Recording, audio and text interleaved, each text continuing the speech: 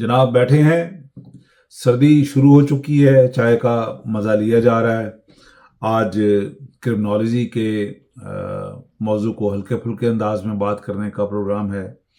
लेकिन सबसे पहले मैं उन दोस्तों का शुक्रिया अदा करना चाहता हूं जिन्होंने चैनल को पसंद किया, सब्सक्राइब किया। और उन दोस्तों को भी मैं शुक्रिया कहना चाहता हूं जो इसको व्यू कर रहे हैं लेकिन सब्सक्राइब नहीं किया। तो मैं कहता हूं आप भी सब्सक्राइब कर लें ताकि आपको हमारी वीडियोस जो हैं वो बाकायदगी से उनके नोटिफिकेशन मिलते रहें और आप उनको टाइमली देख सकें। आज क्रिमिनोलॉजी का, जैसे मैंने कहा, हल्का फुल्का अंदाज रखते हैं। तो क्रिमिनोलॉजी को क्यों नहीं हम शर्लॉक होम्स से ज़रा जोड़ लें और क्रिमिनल इन्वेस्टिगेशन कैसे हुई है। अगर आज मुमकिन हुआ तो आज ही डिस्कस कर लेंगे, नहीं तो थोड़ा सा आपको क्रिमिनोलॉजी का और जो फिक्शन है, डिटेक्टिव फिक्शन फिक्शन जो है उसका तलक थोड़ा सा बता देते हैं। जितने लोग जो ख़ास तौर पे जैसे हम लोग टीनेजर थे तो उस वक्त डिटेक्टिव स्टोरीज़ को पढ़ते थे। और मेरे ख्याल में अभी भी जितने बच्चे जब टीन एज में होते हैं तो ये एक एज ऑफ क्यूरोसिटी होती है।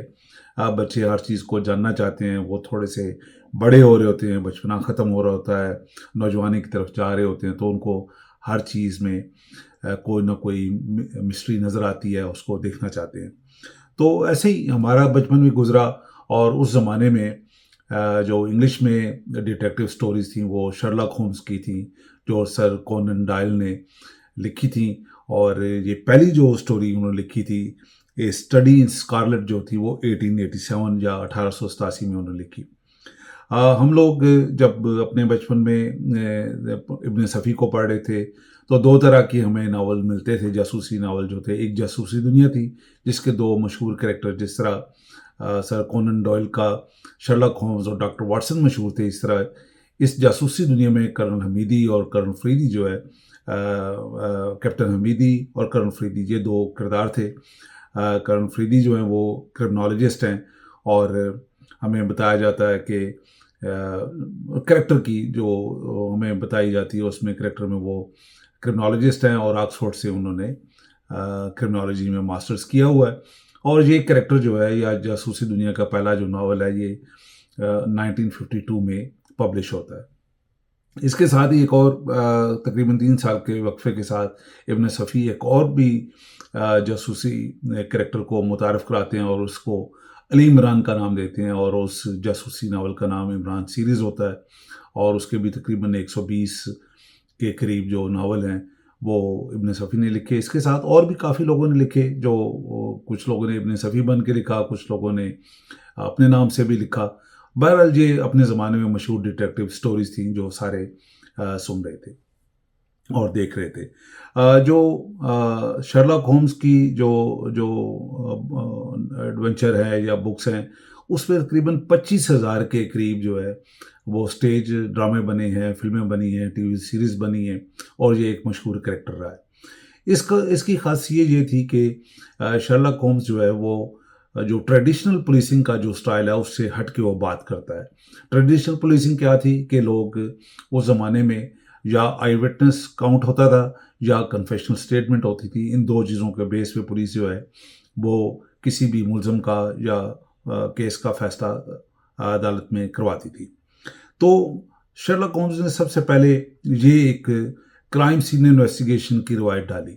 और क्राइम सीन क्या है वो डिफरेंट तरीके से डिड्यूस करता था उस क्राइम सीन को और मुख्तलिफ क्लूज़ की मदद से वो केस को हल करने की कोशिश करता था। और ये बिल्कुल एक नई चीज़ थी अपने ज़माने में।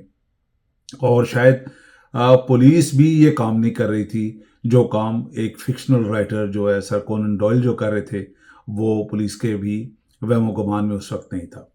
बहरहाल होता यही है कि जो फिक्शन है ये भी असरअंदाज होता है लोगों की लाइफ पे। मैं बताऊंगा कि एक और उस ज़माने में फोरेंसिक प्रैक्टिशनर थे सर, उनका नाम था हैंस ग्रॉस। हैंस ग्रॉस ने भी एक अपनी किताब लिखी और ये किताब जो थी 1893 में उन्होंने लिखी। और इस किताब का नाम था हैंडबुक फॉर एग्जामिनिंग मैजिस्ट्रेट्स। इसमें वो जो फोरेंसिक एविडेंस की वो बात करते हैं और वो बताते हैं कि किस तरह पुलिस जो है या जो मैजिस्ट्रेट हैं वो किस तरह फैसला कर सकते हैं कि वो मुख्तलिफ क्लूज़ की मदद से भी केस को सर अंजाम दे सकते हैं, किसी क्राइम सीन की मदद से भी मुलज़म को तलाश किया जा सकता है।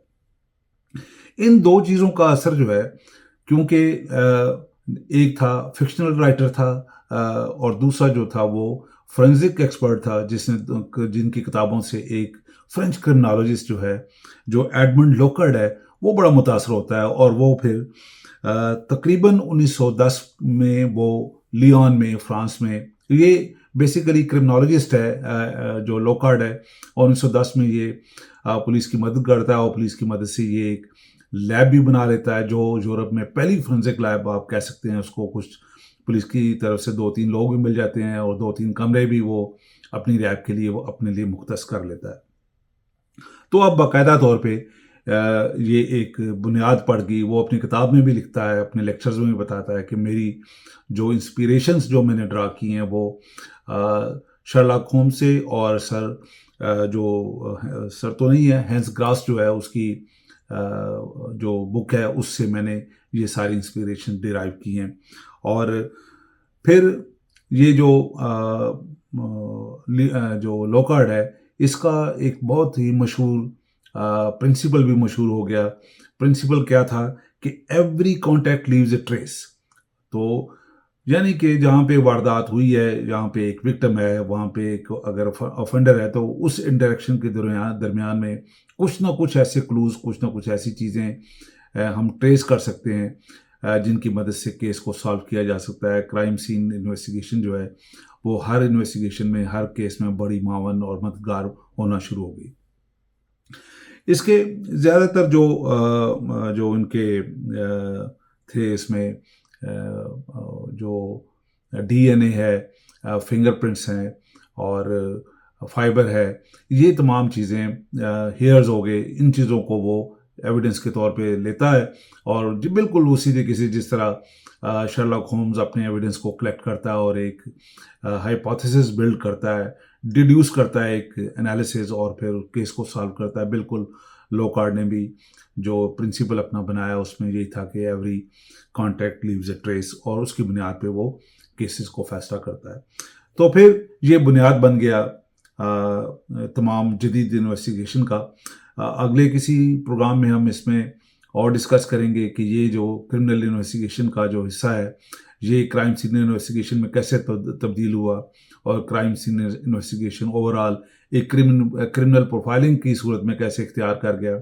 और आजकल जितनी भी बड़ी बड़ी लॉ इन्फोर्समेंट एजेंसीज हैं, ख़ास तौर पे स्कॉटलैंड यार्ड या FBI जो है, वो इसी तरीक़ाकार को इन्वेस्टिगेशन के लिए इस्तेमाल करती है, और बड़े बड़े केसेस से लेके आम केसेस को भी इस टेक्निक की मदद से सॉल्व किया जाता है। वो जो एक पुलिस की पुरानी टेक्निक थी कि आपने आई विटनेस लेना है और आपने कन्फेशनल स्टेटमेंट लेनी है, उससे मुकम्मल तौर पे जुडिशरी भी एक साइड पे हो गई है, और पुलिस भी जो है वो तहकीकात में इन चीज़ों को कोई ख़ास अहमियत नहीं देती। तो उम्मीद है कि आज का प्रोग्राम आपको पसंद आएगा।